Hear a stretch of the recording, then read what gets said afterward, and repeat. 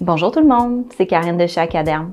Aujourd'hui, on parle de parfums dans les cosmétiques. Plusieurs d'entre vous ont des demandes de la part de vos clientes pour des cosmétiques qui sont sans fragrance ou même non parfumés. Ces demandes-là sont de plus en plus populaires parce que sur Internet, les influenceurs, les blogueurs, les YouTubeurs font un peu du marketing de peur. Ce qui veut dire qu'ils répandent de la fausse information sur les fragrances dans les produits. Donc aujourd'hui, je vous explique un peu qu'est-ce que c'est une fragrance, pourquoi on la retrouve dans les produits cosmétiques et pourquoi il ne faut pas avoir peur d'utiliser des produits avec de la fragrance. Les parfums dans les cosmétiques proviennent de plusieurs différentes sources. On a tout d'abord les fragrances d'origine naturelle, ce qui veut dire que ce sont des fragrances extraites de plantes, de fleurs, de graines, etc. On a les fragrances synthétiques qui sont faites en laboratoire, mais qui ont la même odeur et la même qualité que les fragrances naturelles.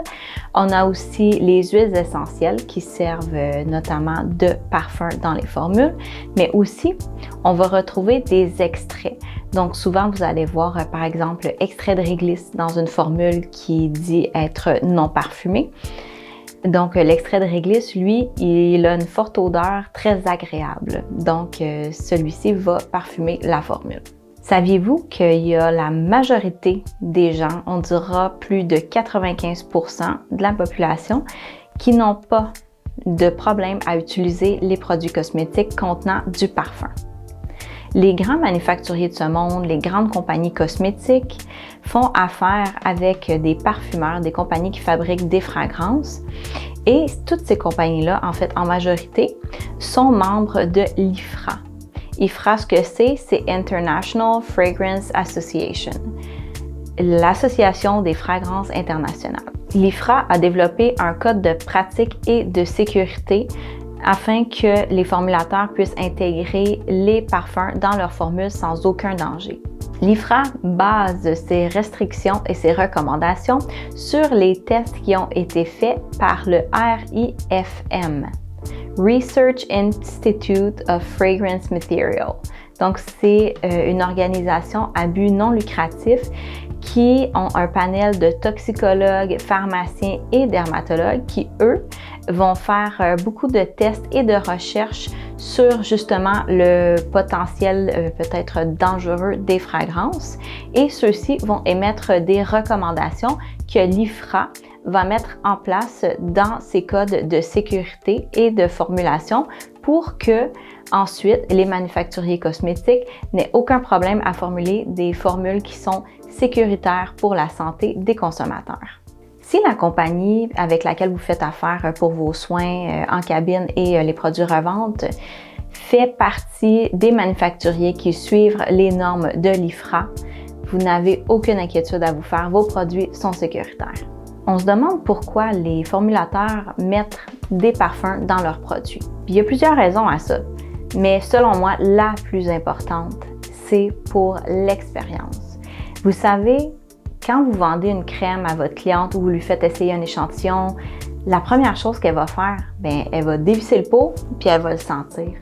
C'est le premier réflexe qu'on a, même vous, lorsque les compagnies avec lesquelles vous travaillez vous présentent des nouveaux produits, qu'est-ce que vous faites? Vous le sentez. Parce que personne veut se mettre un produit qui sent mauvais ou qui sent le vieux pneu ou bien les crayons. Les recherches sont là, les études ont été faites, les clients veulent des produits qui sentent bon.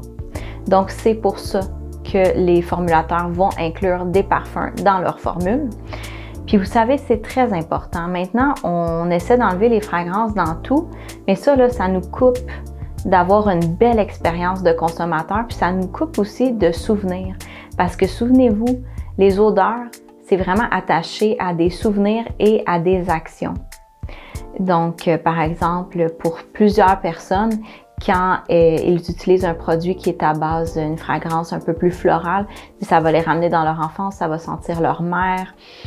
Quelque chose qui sent un peu plus frais, on va avoir une impression vraiment de fraîcheté, de netteté. Quelque chose qui sent le citron, on va avoir l'impression que c'est vraiment énergisant, que c'est vraiment quelque chose qui va purifier. Donc, les odeurs sont très importantes pour les clients. Aussi, ils ajoutent des fragrances dans les produits pour masquer des odeurs. Je m'explique. Souvent, les matières premières utilisées dans la fabrication des cosmétiques, ça sent pas toujours bon. Pensez à ça. Si vous avez une formule qui contient, par exemple, du soufre, qui est, si vous voulez mon opinion, excellent pour l'acné, bien, le soufre, ça sent vraiment mauvais. Bref, ça sent un petit peu les œufs pourris.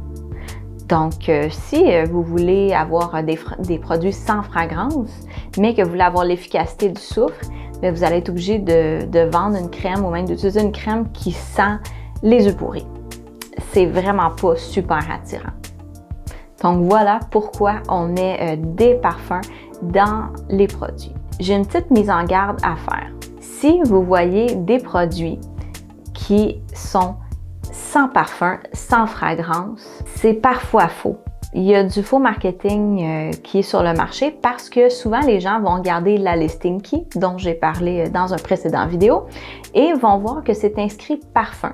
Donc là, ils vont dire ce produit a du parfum, moi je préfère ne pas en utiliser, ce qui est vraiment OK. Donc, ils ne vont pas acheter le produit. Mais des compagnies savent que les clients font ça, alors ils vont faire un produit sans parfum.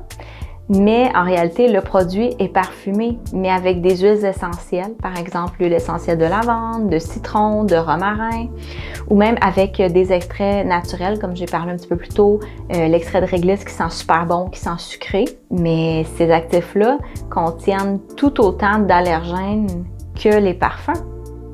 Mais ça, le client ne le sait pas. Donc, vous pourrez mettre en garde vos clients par rapport à ça.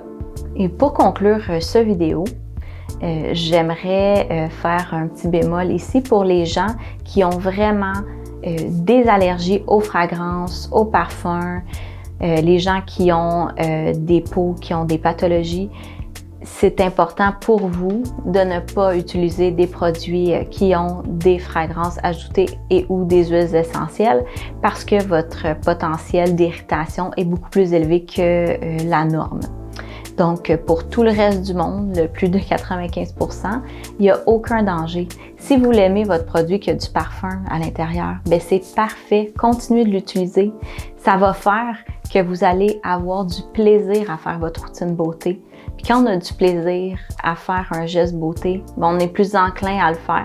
Et en même temps, ça nous relaxe et ça enlève un peu de stress dans le quotidien qu'on vit qui est à rythme effréné.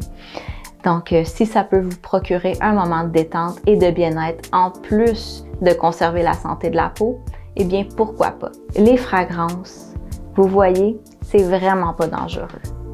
Alors, sur ce, j'espère que vous avez apprécié cette nouvelle capsule et on se revoit bientôt. Bye!